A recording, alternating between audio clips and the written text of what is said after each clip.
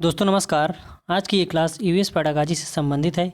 यदि आप इसके पहले की क्लासेस ना देखे हों तो प्लेलिस्ट में जाएं और सारी क्लासेस देख लें ताकि आगे के प्रश्नों को हल करने में कोई भी समस्या ना हो। और यदि आप इस चैनल पर नए हैं तो हमारे चैनल को सब्सक्राइब कर लें ताकि रोज़ाना क्लास की अपडेट आपको मिल सके।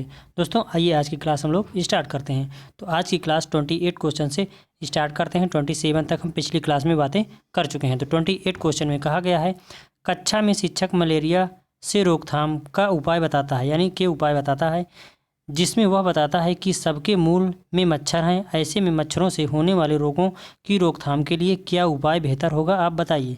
यानी कक्षा में शिक्षक जो है मलेरिया की रोकथाम के बारे में उपाय बताता है जिसमें वह बताता है कि सबके मूल यानी इसका इनके कारण जो है मूल कारण जो मच्छर हैं, ऐसे में मच्छरों से होने वाले रोगों की रोकथाम के लिए क्या उपाय बेहतर होगा, बताइए। तो इसमें पहला उपाय बताया गया है, मलेरिया रोकने के लिए एकत्र रुके पानी में मिट्टी का तेल डालकर या छिड़काव करके। ये बात सही है, क्योंकि एकत्र पानी में यदि मिट्टी का तेल डाल देंगे तो मलेरिया के जो मच्छर होते हैं उनका प्रजनन रुक जाएगा और वो मलेरिया फैलने से रुक जाएगा। तो ए नंबर सही है। बी नंबर, लोगों को जल में इकट्ठा होने वाले दूषित पदार्थों की साफ सफाई के लिए जागरूक करना चाहिए। ये भी बात सही है, अगर दूषित जल जहाँ इकट्ठा है उसकी साफ़ सफाई कर देंगे तो मलेरिया जो मच्छर होते हैं वो पैदा नहीं होंगे, तो उससे भी मलेरिया नामक बीमारी रोकी जा सकती है। उसके बाद अगले में सी नंबर में दिया गया है, एकत्र पानी यानी पानी एकत्र ना हो इसका समुचित ख्याल रखना चाहिए। यानी अपने आस पड़ोस में कहीं गंदा पानी इकट्ठा ना होने पाए इसका समुचित ख्याल रखना चाहिए। तो ये मलेरिया रोकने के तीनों उपाय हो सकते हैं या हैं। तो चौथा ऑप्शन हमारा राइट हो जाएगा। ए बी सी तीनों ऑप्शन हमारे राइट हो जाएंगे। तो 28 को जो हमारा चौथा ऑप्शन राइट हो जाएगा। उसके बाद 29 क्वेश्चन का है, निम्नलिखित कथनों पर विचार कीजिए। पृथ्वी पर जल का एकमात्र मुख्य स्रोत वर्षण है। फिर दूसरा, वर्षा जल संग्रहण जल संरक्षण का एक प्रमुख उपाय है। उपरोक्त में से कौन सा या कथन सही है? कौन सा कथन सही है? केवल ए सही है या बी सही है या ए बी दोनों सही है या ना तो ए और ना तो बी सही है? तो 29 का हमारा जो थर्ड ऑप्शन दिया है, ए और बी दोनों सही हैं। क्या पृथ्वी पर जल का एकमात्र मुख्य स्रोत वर्षण है? यह बात सही है। वर्षा जल संरक्षण का एक प्रमुख उपाय है, ये भी सही है। वर्षा जल संग्रहण जल संरक्षण का एक उपाय है, ये भी बात सही है। तो हमारा ए और बी दोनों ऑप्शन राइट हो जाएंगे, तो तीसरा ऑप्शन सही हो जाएगा।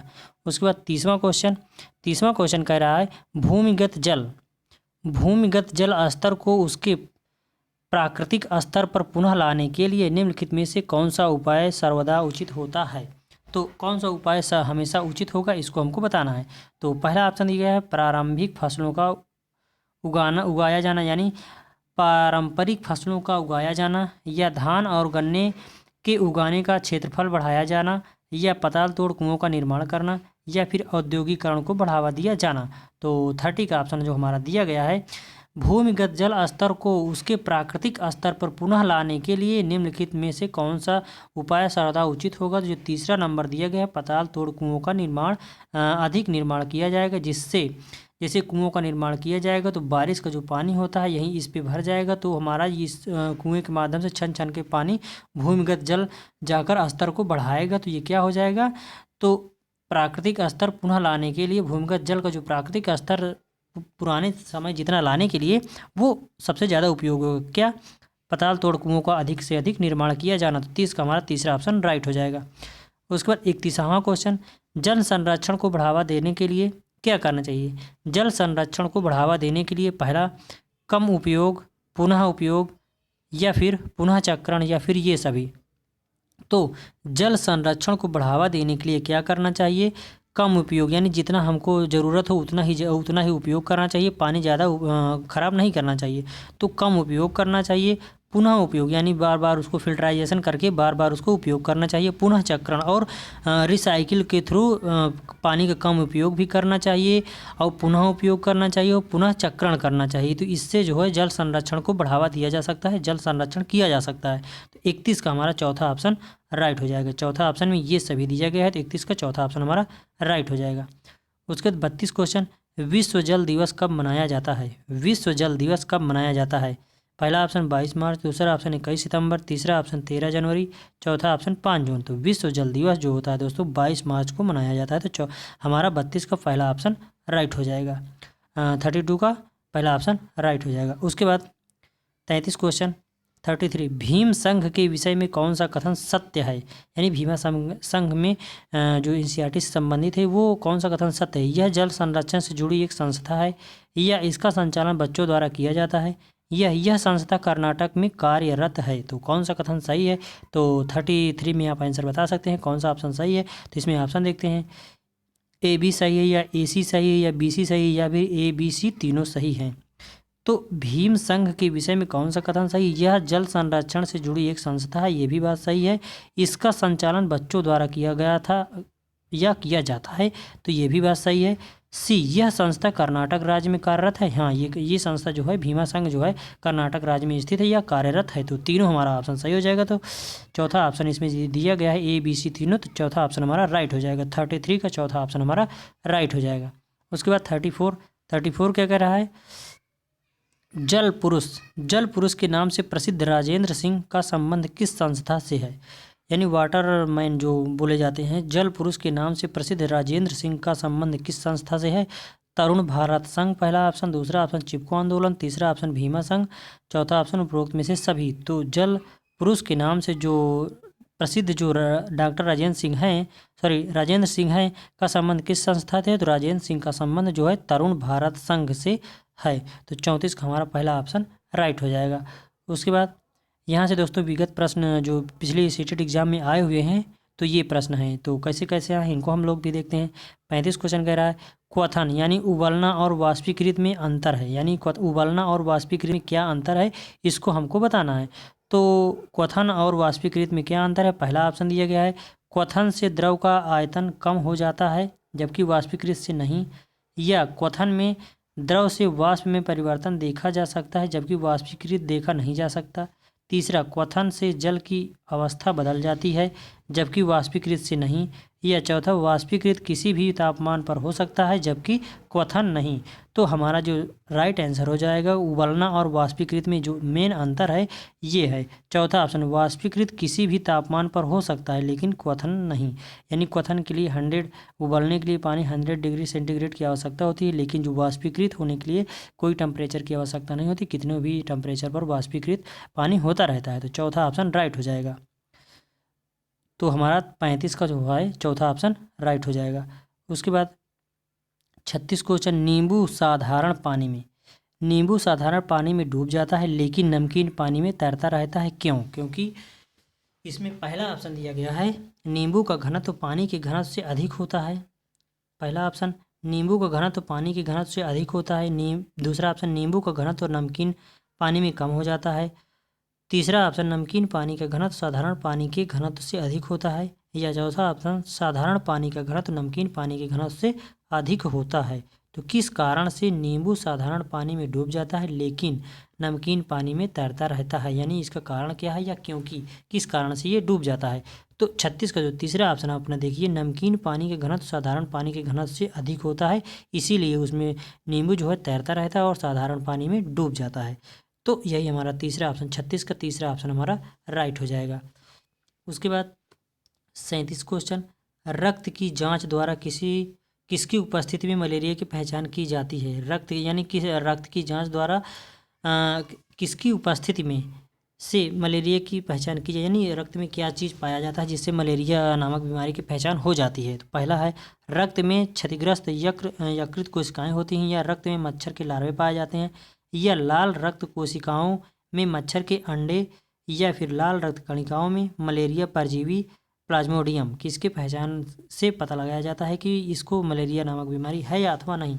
तो रक्त की जांच द्वारा किसकी उपस्थिति में मलेरिया की पहचान होती है, तो लाल रक्त कोशिकाओं में मलेरिया परजीवी प्लाज्मोडियम जब पाया जाता है तो उसकी पहचान की जाती है। तब आप मलेरिया नामक बीमारी आप बता सकते हैं इसको है या नहीं। तो रक्त की जांच द्वारा किसकी उपस्थिति में मलेरिया की पहचान की जाती है, तो लाल रक्त कणिकाओं में मलेरिया परजीवी प्लाज्मोडियम के कारण पहचान की जाती है। तो 37 का जो हमारा चौथा ऑप्शन राइट हो जाएगा।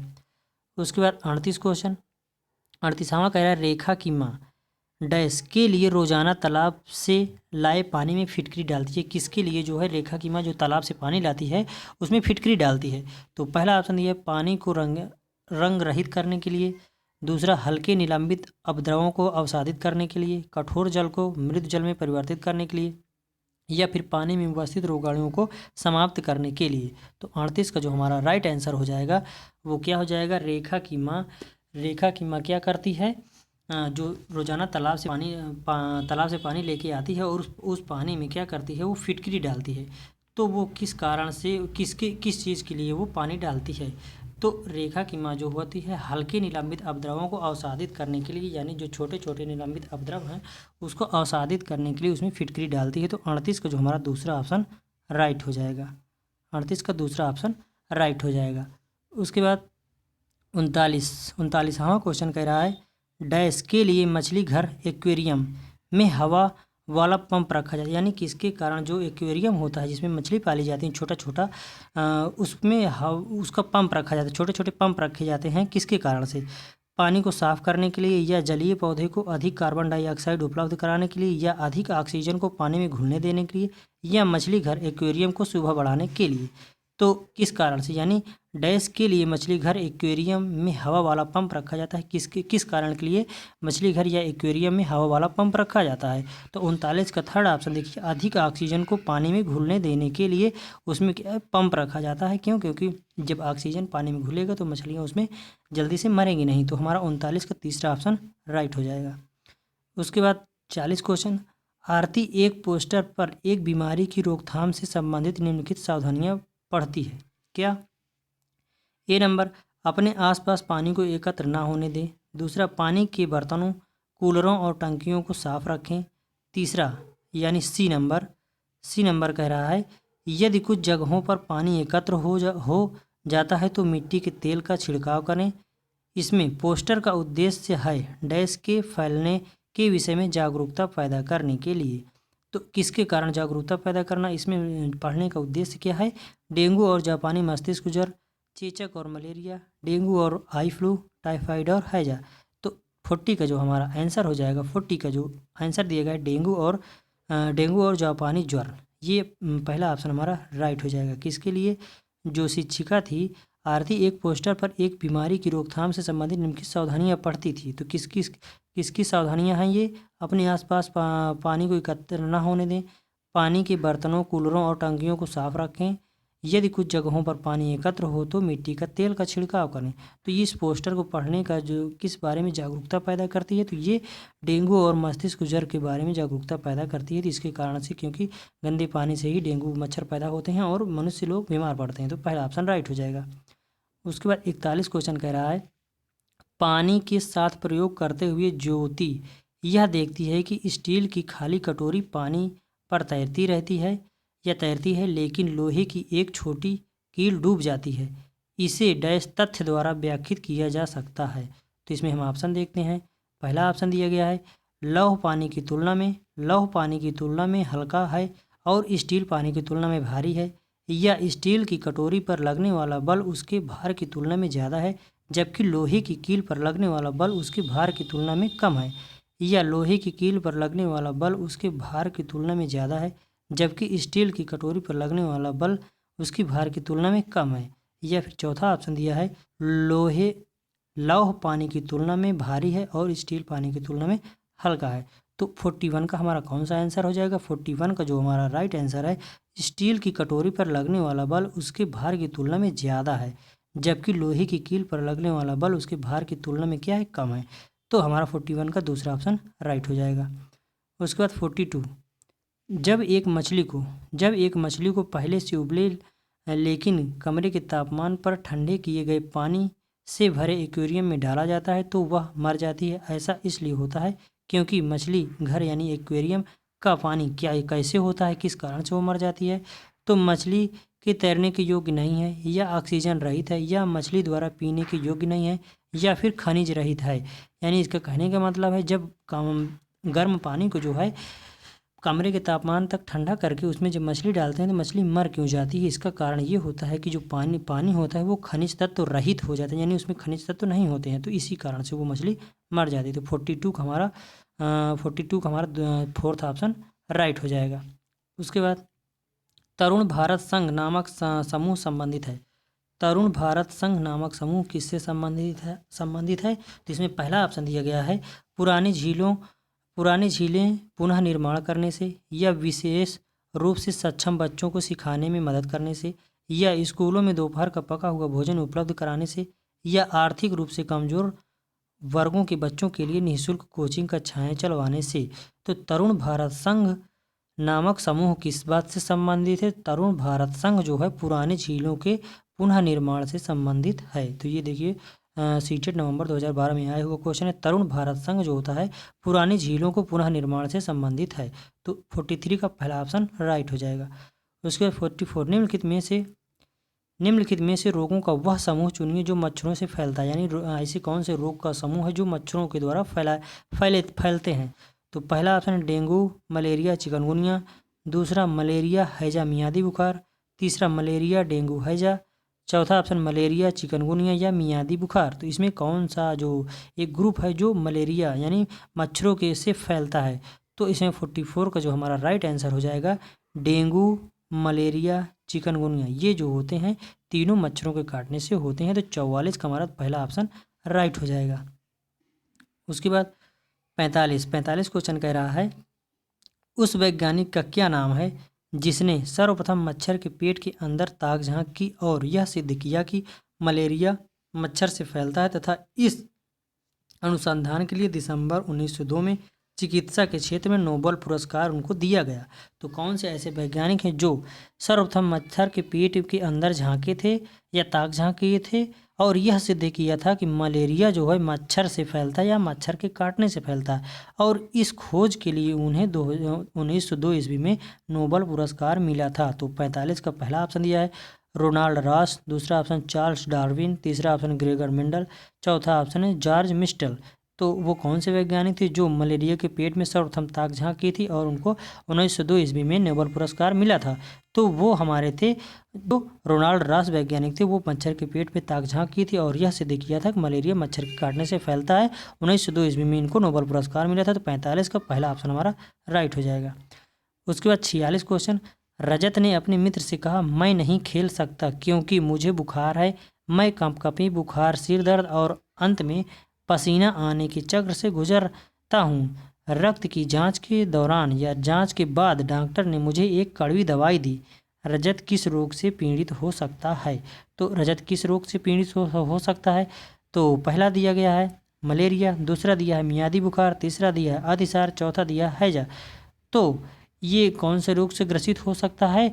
तो 46 में जो हमारा दिया गया है, जो ऑप्शन में दिया गया है वो जैसे मलेरिया के कारण जो है क्या होता है, कंपकपी आती है, बुखार होता है, सिर दर्द होता है और अंत में पसीना आने के चक्र से गुजर रहा है। तो वो कौन से रोग से पीड़ित है? वो मलेरिया के रोग से पीड़ित है। मलेरिया जो है सिनकोना की छाल से बनाया जाता है। मलेरिया की दवाई जो होती है सिनकोना की छाल से बनाई जाती है। तो ये भी एक इम्पॉर्टेंट है। तो ये कौन से रोग से पीड़ित है? तो ये जो है रजत जो है मलेरिया रोग से पीड़ित है। तो 46 का पहला ऑप्शन हमारा राइट हो जाएगा। उसके बाद 47वां क्वेश्चन कह रहा है मृत सागर क्या है? पहला ऑप्शन में ऐसा सागर जिसका पानी जहरीला होता है। दूसरा ऑप्शन ऐसा सागर जो सभी महासागरों व सागरों से ज़्यादा नमकीन है। तीसरा ऐसा सागर जिसमें ज्वार भाटे बहुत तीव्र गति से आते हैं, या ऐसा सागर जिसमें जहाज चलना खतरनाक होता है। तो मृत सागर कैसा होता है या मृत सागर क्या है? तो 47 का आप राइट आंसर तुरंत बता सकते हैं। मृत सागर कैसा सागर? ऐसा सागर जो महासागरों व महासागरों से ज़्यादा नमकीन होता है, यानी सागरों का पानी जो होता है नमकीन खारा होता है, उनसे भी ज़्यादा खारा जो होता है मृत सागर का पानी खारा होता है। तो 47 का हमारा दूसरा ऑप्शन राइट हो जाएगा। उसके बाद 48 निम्नलिखित में से कौन सी बीमारी रुके या एकत्र हुए पानी से हो सकती है? निम्नलिखित में से कौन सी बीमारी रुके या एकत्र पानी से हो सकती है? पहला मलेरिया, दूसरा पोलियो, तीसरा निमोनिया, चौथा चेचक। तो कौन सी बीमारी जो होती है रुके पानी से होती है? सीटेट सितंबर 2015 में आया हुआ क्वेश्चन है। तो इसमें आप आंसर बता सकते हैं। तो जो रुके हुए पानी से होता है तो मलेरिया होता है। रुके हुए पानी से मच्छर पैदा होते हैं, मच्छर जब मनुष्यों को काटते हैं तो मलेरिया नामक बीमारी होती है। तो 48 का पहला ऑप्शन हमारा राइट हो जाएगा। उसके बाद 49 रेणु की दादी उसे एक सूखा कुआं दिखाते हुए बताती है कि 15-20 वर्ष पूर्व कुएं में पानी था, लेकिन अब यह पूर्णतः सूख गया है। कुएं में पानी सूखने का क्या कारण हो सकता है या सकते हैं? तो इसमें बताना है। तो इसमें ए नंबर में दिया है पेड़ों, कुएं तथा उनके आसपास के स्थान की मिट्टी को अब सीमेंट से ढक दिया गया है। आसपास के इलाके में बहुत सारे बोरिंग पंप लगाए गए हैं, या प्रत्येक व्यक्ति के घर में अब नल होने के कारण कोई भी कुएं का प्रयोग नहीं करता है। तो इसमें आपको बताना है केवल ए सही है, या ए बी सही है, या सी सही है, या फिर केवल ए सही है। तो 49 का हम तुरंत आंसर बता सकते हैं। क्यों? इसमें क्या कहा गया है, रेणु की दादी उसे एक सूखा कुआं दिखाते हुए बताती है कि 15-20 वर्ष पूर्व कुएं में पानी था, लेकिन अब यह पूर्णतः सूख गया है। कुएं में पानी सूखने के क्या कारण हो सकते हैं? तो इसमें क्या कारण हो सकता है, तो इसमें कौन सा क्वेश्चन था? 49। तो 49 का हमारा जो मेन कारण हो सकता है, इसमें दिया गया है पेड़ों कुएं तथा उनके आसपास के स्थान को अब सीमेंट से ढक दिया गया। यानी जितनी भी लैंड थी, ज़्यादातर मकान बन गए हैं या सीमेंटेड हो गए हैं, तो जब पानी बरसता है तो सीधे नदियों द्वारा सागर में पहुंच जाता है, तो वहाँ का जो भूमिगत जल स्तर है वो नीचे चला गया है, तो इसी कारण से वहाँ कुएं सूख गए हैं। तो ये हमारा जो है केवल ए ऑप्शन हमारा सही हो जाएगा। अब इसमें दोनों ऑप्शन बी और सी क्यों नहीं से आसपास के इलाके में बहुत सारे बोरिंग पंप लग गए हैं, प्रत्येक व्यक्ति के घर में अब नल होने के कारण कोई भी कुएं का उपयोग नहीं करता है। तो हमारा इसमें से ए और बी भी हो सकता था।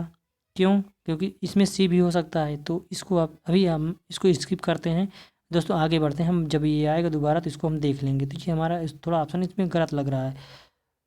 50 क्वेश्चन कह रहा है मच्छरों के प्रजनन की रोकथाम के लिए ठहरे पानी पर मिट्टी का तेल डालने की सलाह दी जाती है। ऐसा इसलिए है क्योंकि, यानी मच्छरों के प्रजनन की रोकथाम के लिए ठहरे पानी पर मिट्टी का तेल डालने की सलाह दी जाती है। ऐसा इसलिए है क्योंकि मच्छर तेल की परत में फंस जाते हैं, या मिट्टी का तेल ऑक्सीजन की आपूर्ति को काट देता है, जिससे मच्छरों का प्रजनन रुक जाता है, या फिर मच्छरों को मिट्टी के तेल द्वारा विकर्षित किया जाता है, या फिर मच्छर मिट्टी के तेल द्वारा मर जाते हैं। तो ये क्या, किस कारण से मच्छरों के प्रजनन की रोकथाम के लिए ठहरे पानी में मिट्टी का तेल डालने की सलाह दी जाती है? ऐसा इसलिए होता है। क्यों? क्योंकि जो होता है मिट्टी का तेल ऑक्सीजन की आपूर्ति को काट देता है, जिससे मच्छरों का प्रजनन रुक जाता है। तो दूसरा ऑप्शन हमारा राइट हो जाएगा। तो 50 का दूसरा ऑप्शन हमारा राइट हो जाएगा। उसके बाद 51 कह रहा है सीढ़ीदार कुएं अथवा बावड़ी से संबंधित निम्नलिखित कुछ कथन दिए गए हैं। ए नंबर दिया गया, वे जल भंडारण तथा संरक्षण की पारंपरिक व्यवस्था थी। फिर बी, सामुदायिक स्रोत के रूप में उनका प्रयोग होता था। सी, उनका निर्माण मुख्यतः वर्षा रहित राज्यों में होता था। या फिर डी, उनमें केवल संदूषित जल होता था। उपरोक्त में से कौन से कथन सही हैं?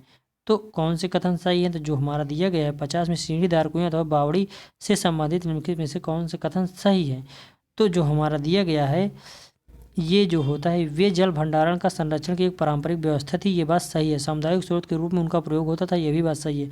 उनका निर्माण मुख्यतः वर्षा रहित राज्यों में, यानी जहाँ पर वर्षा कम होती थी वहाँ जो होता है बावड़ी का निर्माण होता था, और वर्षा जब होती थी उसमें पानी भर जाता था, लोग उसको पीने का काम में लेते थे। तो ये भी बात सही। लेकिन ये कह रहा है उनमें केवल संदूषित जल होता था, ये बात गलत है। तो ए बी सी हमारा राइट आंसर हो जाएगा। तो ए बी सी हमारा तीसरे ऑप्शन में है, तो तीसरा ऑप्शन हमारा राइट हो जाएगा। 51 का तीसरा ऑप्शन हमारा राइट हो जाएगा। उसके बाद 52 कह रहा है वाष्पीकरण विषय पर बच्चों की विविध सोच का आकलन करने के लिए निम्नलिखित में से कौन सा प्रश्न एक नमूना हो सकता है? यानी वाष्पीकरण विषय पर बच्चों की विविध सोच व आकलन के लिए निम्नलिखित में से कौन सा एक नमूना हो सकता है? पहला, जल चक्र के 5 लाभ लिखिए। या दूसरा, क्या होता यदि जल चक्र नहीं होता? या क्या होता यदि जल चक्र होता ही नहीं? जल चक्र के क्रम के सोपानों की सूची बनाइए, या जल चक्र का आरेख बनाइए और उसे नामित कीजिए। तो इसमें कहा गया वाष्पीकरण विषय पर बच्चों की विविध सोच का आकलन करने के लिए आपको क्या करना चाहिए? तो विविध सोच का आकलन करने के लिए चौथा ऑप्शन जो दिया गया है, जल चक्र का आरेख बनाइए और नामित कीजिए। इससे बालक जो होता है वो विविध प्रकार की अपनी सोच के अकॉर्डिंग ये सब आरेख बनाएंगे और उसका नाम लिखेंगे और उसके बारे में बताएंगे। तो चौथा ऑप्शन हमारा राइट हो जाएगा। 52 का चौथा ऑप्शन राइट हो जाएगा।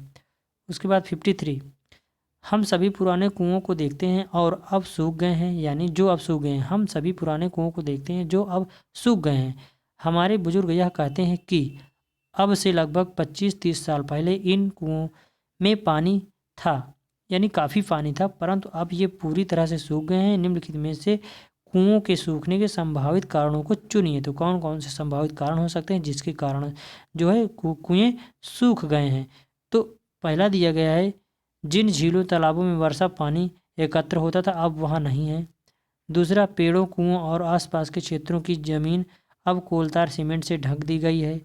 या तीसरा, कुओं का कोई उपयोग नहीं करता क्योंकि हर घर में टोटियाँ लगी हैं। या चौथा, भूमिगत पानी को खींचने के लिए कई विद्युत मोटर चलित पंप लग गए हैं। तो इसमें कौन सा ऑप्शन सही हो जाएगा? तो हमारा 53 का जो ऑप्शन, पहला ऑप्शन जो दिया गया है ए, बी और डी, ये सही है। क्या ए, बी, डी और में दिया गया भूमिगत पानी को खींचने के लिए विद्युत चलित मोटर पंप लगा दिए गए हैं, इसी कारण से ये ख़त्म हो गया है। और ए बी जो दिया गया है, तो ए बी में क्या है, जिन झीलों तालाबों को वर्षा पानी एकत्र होता था अब वहाँ नहीं, यानी सूख गई हैं। पेड़ों और कुओं के आसपास के क्षेत्रों की ज़मीन पर कोलतार या सीमेंट से ढक दिया गया था। ये सभी सही हैं। तो ये टोटियाँ लगा दी गई, ये बात गलत है। ए, बी, डी जिस ऑप्शन में होगा वही हमारा सही हो जाएगा। तो 53 का ए बी डी पहले ऑप्शन में है, तो पहला ऑप्शन हमारा सही हो जाएगा। उसके बाद 54 कह रहा है निम्नलिखित में से कौन सा अन्य से भिन्न है? नदी, पहाड़, झील, तालाब, झरना। तो कौन सबसे डिफरेंट है? तो नदी में पानी होता है, झील में पानी होता है, तालाब में पानी होता है, झरना में पानी होता है, पहाड़ में पत्थर होता है, यही सबसे भिन्न है। तो 54 का हमारा तीसरा ऑप्शन राइट हो जाएगा। क्या? पर्वत सबसे भिन्न है। उसके बाद 55 क्वेश्चन, जल थीम से संबंधित सामाजिक सांस्कृतिक मुद्दों को प्रभावी ढंग से सीखा जा सकता है। तो जल थीम से संबंधित सामाजिक सांस्कृतिक मुद्दों को प्रभावी ढंग से सीखा जा सकता है। कैसे? पहला, भूमिका निर्वाह के द्वारा। दूसरा, बी दिया है विद्यार्थियों के बीच वास्तविक संवाद के द्वारा। तीसरा, सी दिया है क्षेत्र भ्रमण द्वारा। चौथा, प्रदर्शन और गृह कार्य द्वारा। तो किसके ढंग से? तो दिया है सी, डी या सी या फिर ए, बी, सी या फिर केवल डी। तो इसमें कहा गया है जल थीम से संबंधित सामाजिक सांस्कृतिक मुद्दों को प्रभावी ढंग से सीखा जाता है। तो प्रभावी ढंग से जो दिया गया है सी नंबर में, ए, बी, सी तीनों के द्वारा सीखा जाता है। तो जो ए, बी, सी आप देख लेते हैं। ए, भूमिका निर्वाह द्वारा भी सीखा जाता है, विद्यार्थियों के बीच वास्तविक संवाद के द्वारा भी सीखा जाता है, और क्षेत्र भ्रमण के द्वारा भी सीखा जाता है। तो हमारा तीसरा ऑप्शन राइट हो जाएगा। तो 55 का तीसरा ऑप्शन राइट हो जाएगा। 56, भूमिगत जल के स्तर की क्षीणता। भूमिगत जल के स्तर की क्षीणता का मुख्य कारण क्या होता है? सही उत्तर का चुनाव कीजिए। तो पहला दिया गया है नदियों का रुख बदल रहा है तथा बांध बनाए जा रहे हैं, वर्षा का कम होना, या वृक्षों का आवरण कम होना, या सिंचाई हेतु ट्यूबवेल तथा हाथ के पंपों का उपयोग करना। तो 56 का जो हमारा राइट आंसर हो जाएगा चौथा, सिंचाई हेतु ट्यूबवेल तथा हाथ के पंपों का उपयोग करना। तो 56 का चौथा ऑप्शन हमारा राइट हो जाएगा। उसके बाद 57, धरती पर अलवण जल की उपलब्धता बहुत कम है। कुछ उपलब्ध अलवण जल की निम्न में से किसके सर्वाधिक प्रतिशत कुछ अलवण जल की मात्रा है? तो इसमें 57 का हमारा जो सही हो जाएगा वो थर्ड ऑप्शन, ग्लेशियर हिम नदी सही हो जाएगा। तो 57 का थर्ड ऑप्शन सही हो जाएगा। दोस्तों, आज हम लोग यहीं तक करते हैं। हमारी ये क्लास आपको कैसी लगी आप चैनल को कमेंट बॉक्स में कमेंट कर सकते हैं, और चैनल को सब्सक्राइब कर लीजिए ताकि रोज़ाना क्लास की अपडेट आपको मिल सके। धन्यवाद। जय हिंद।